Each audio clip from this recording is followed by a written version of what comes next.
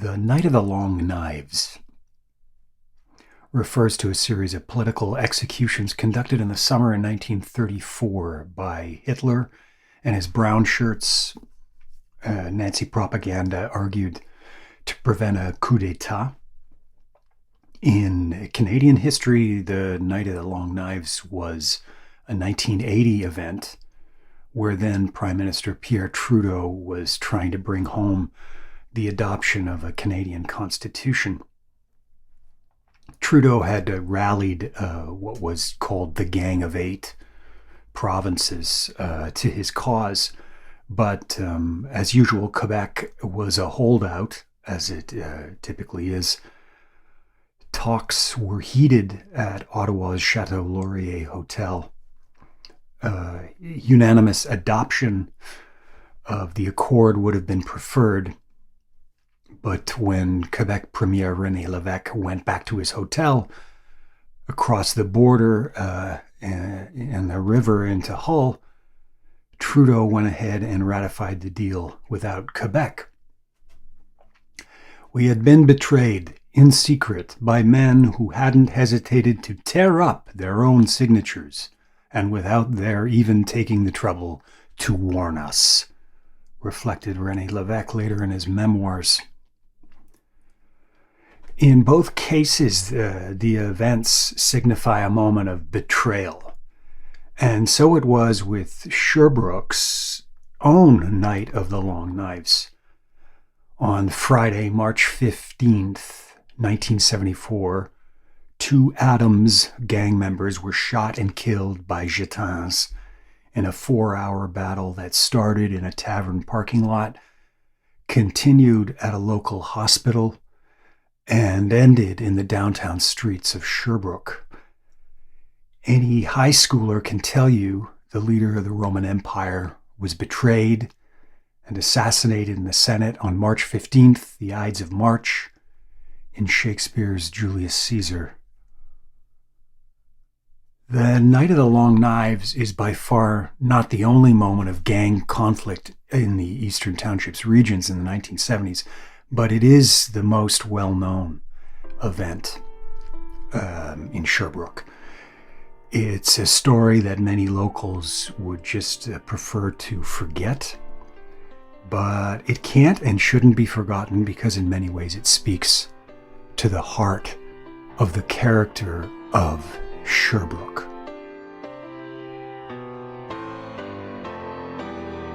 This is Who Killed Teresa.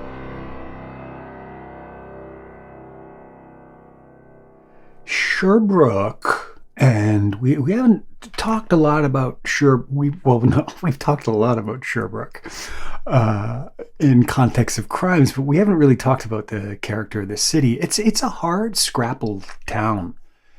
It's carved out of like granite and rock.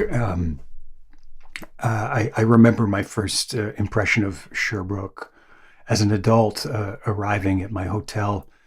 A winter's evening is dark and you couldn't see anything. And the next morning I opened the shades and was greeted with this very gray, overcast sky and the barren face of Mont Bellevue.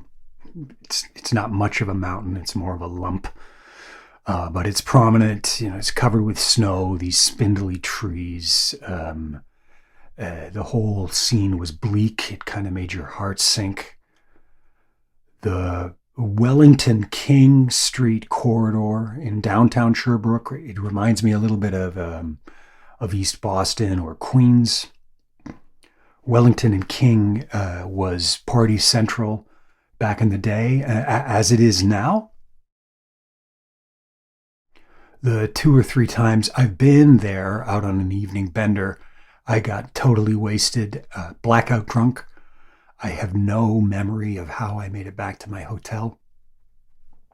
That's my recollection of Wellington and King. And up until the mid-1970s, as the name suggests, Sherbrooke was predominantly English.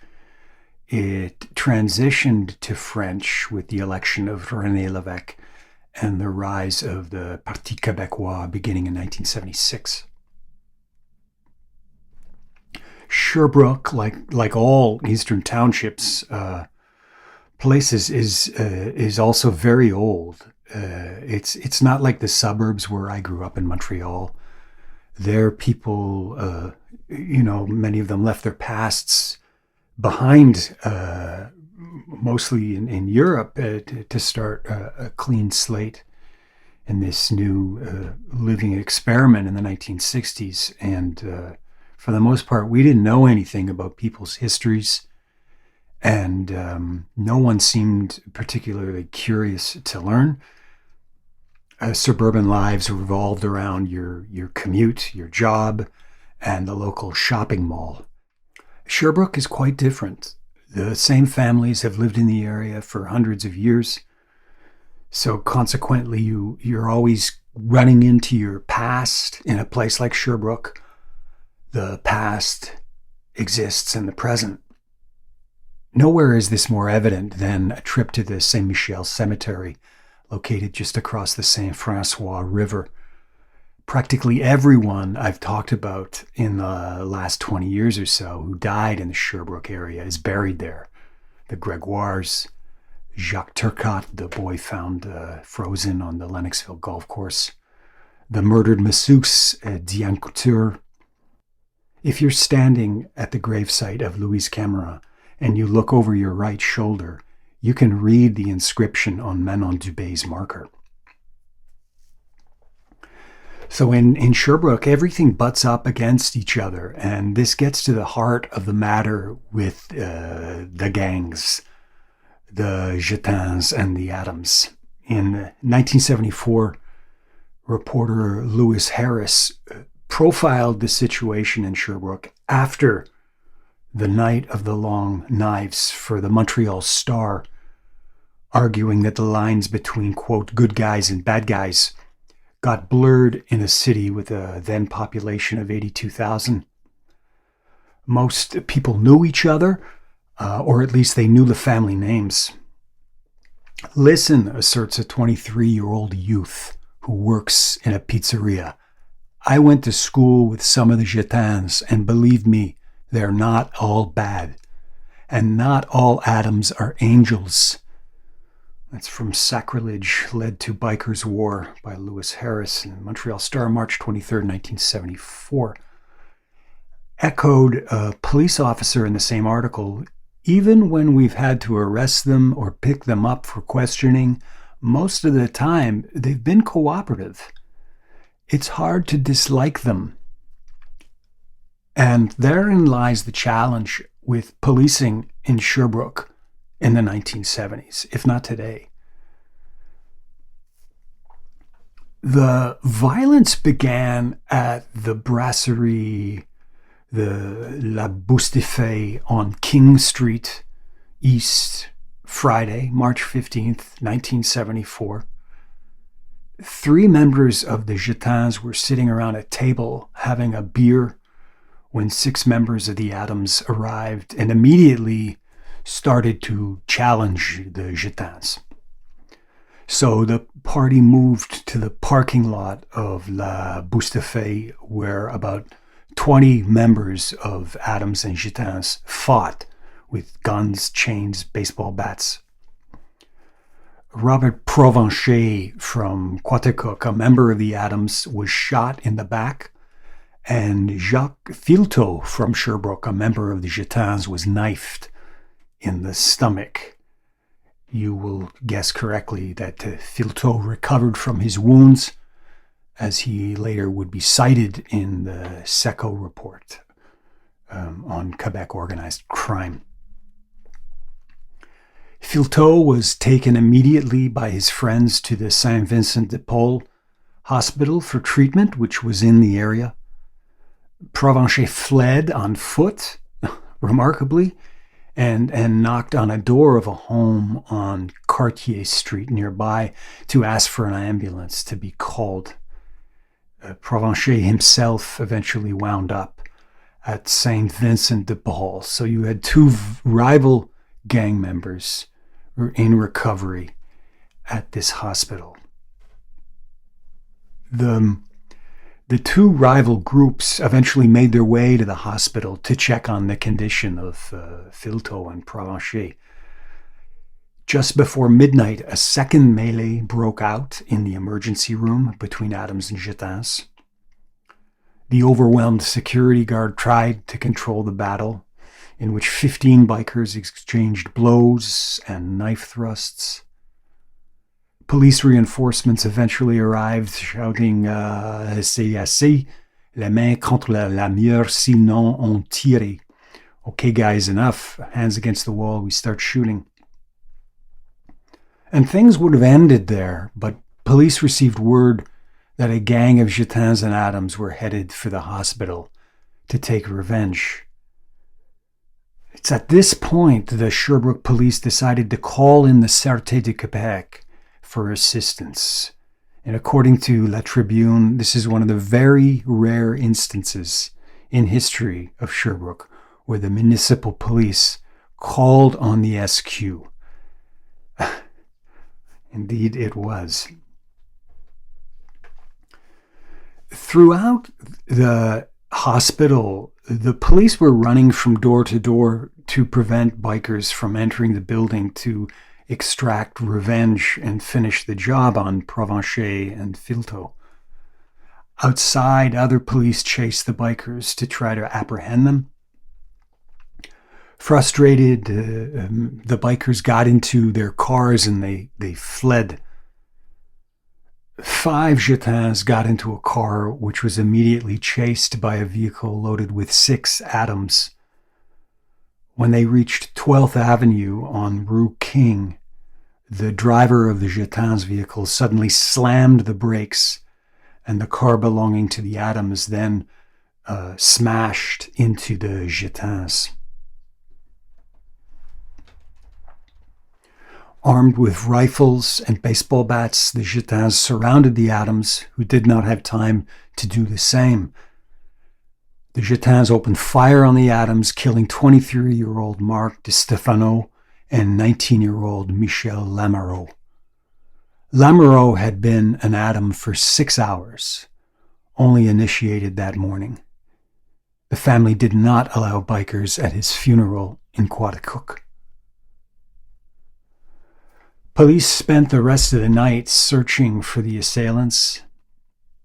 All-night patrols canvassed the town of Sherbrooke in order to ensure hostilities would not resume between the two gangs.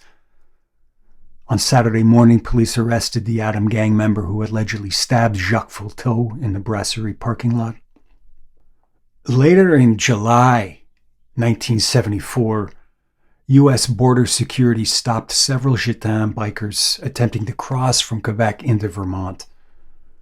Among the group of 15 were brothers Claude and Roger Berger, Michel Lebrun, and Michel Fortier, all of whom were soon to stand trial for the murder of Michel Lamoureux. La Tribune newspaper pondered why they should have the right to leave the country when they were up on charges of murder. Earlier in the year, Lebrun had been tried but acquitted for the murder of Marc de Stefano. Jacques Filteau was among those Gitans arrested that day. By the fall of 1974, everyone would be acquitted in the affair known as the Night of the Long Knives. The La Tribune headline read, "Les Gitans blancs comme neige," Gitans white as snow. But the paper never mentioned their own defense of the gang only a number of years ago. That also was whitewashed. There was no follow-up on Father Jean Sylvet, the Roman Catholic priest, who through community outreach had worked for years alongside the Gitans to try to understand the biker subculture. In a May 4th, 1979 editorial for the Sherbrooke Record, then editor James Duff heralded the end of the biker gang era. Jim Duff was always he was a good reporter, but he questionable judgment and insight. Um, you know Duff chiefly because he's the guy who defended a serial predator while attacking the victim in the post program we did, The Tale of Mr. Morton. So in this editorial, Duff argued that times had changed. And by 1979, man, things changed fast. By 1979, most of the notorious Sherbrooke bikers from the Gitans, Adams era had gone legit, becoming, according to Duff, welders, mechanics, truckers, even insurance salesmen. Most don't even own motorcycles, he claimed, without citing, of course, any evidence of this. And his capper, Duff's closing line is, but we can't say we expect any earth-shaking copy out of the upcoming organized crime hearings. It's the SECO hearings here in the townships, because we think the age of the gangs has passed. That's too late. James Duff, Sherbrooke Record, May 4th, 1979. I've posted the entire editorial online. It's, man, is it a tall tale. It's theresalore.com, ThereSalore.com, and as always, several provocative photos. There's a map indicating for you the trajectory of the Night of the Long Knives, from the tavern to the hospital to the King 12th Avenue intersection. Yeah, we know nothing much came out of the SECO report, but not for Duff's reasons that there was nothing there. Nothing came out of it for the same reason that nothing comes out of any Quebec public inquiry, right? Recommendations are made, but there's fear, there's intimidation, politicians on the take. The old reasons are the reasons that those things are ineffectual and a total waste of the taxpayers' money. So it had nothing to do with the absence of a smoking gun, as Duff was implying. They didn't all trade in their bikes for Buicks and become insurance salesmen. Maybe he had one friend who did that. The age of the gangs hadn't passed. It was only warming up. This is who killed Teresa. If you have information on a case or a crime, anything we've discussed, you can contact the Sûreté du Québec at 1-800-659-4264, or you can just send them an email with your information at cic@surete, surete.qc.ca.